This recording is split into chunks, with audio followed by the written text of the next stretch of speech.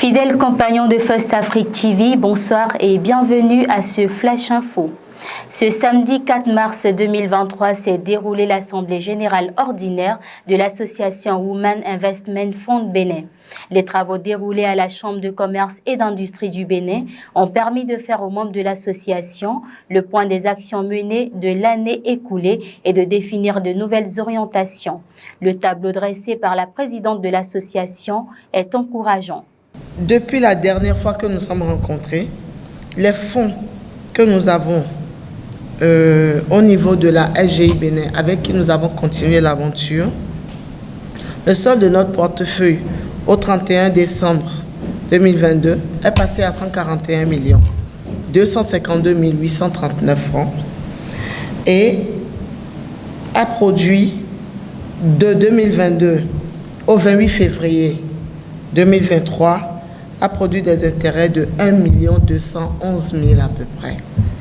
Donc, je pense que sur l'année quand même, avec la SGI, l'objectif de faire générer des intérêts par nos fonds est en train d'être atteint. Et je pense que chaque année, on a des dividendes qui tombent.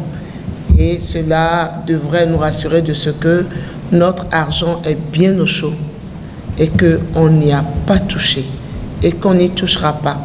Et que essentiellement nous avons besoin de vous, que vous continuez à payer les cotisations pour nous permettre de continuer à faire fonctionner l'association.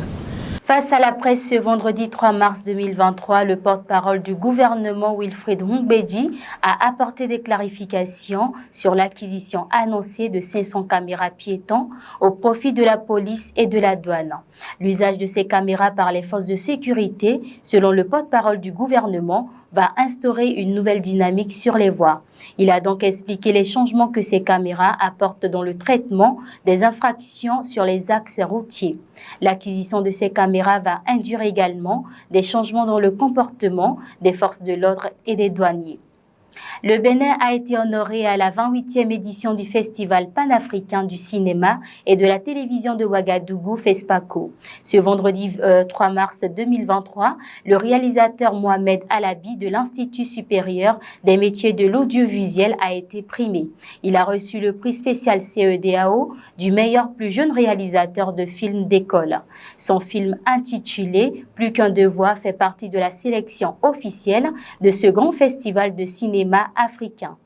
Il faut noter également pendant ce temps que la réalisatrice Kismat Baghiri a été aussi distinguée avec le prix Celebrity Days, un trophée de mérite.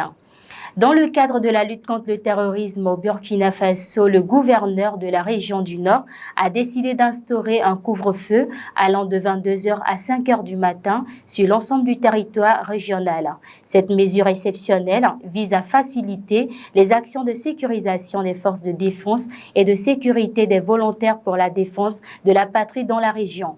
Pendant la période de couvre-feu, la circulation des personnes et des véhicules est formellement interdite. Et cette décision vise à limiter des déplacements nocturnes qui sont souvent utilisés par des groupes terroristes pour mener leur attaque. Ce sera tout, mesdames et messieurs, pour les informations de ce jour. Merci de nous avoir suivis et à très bientôt.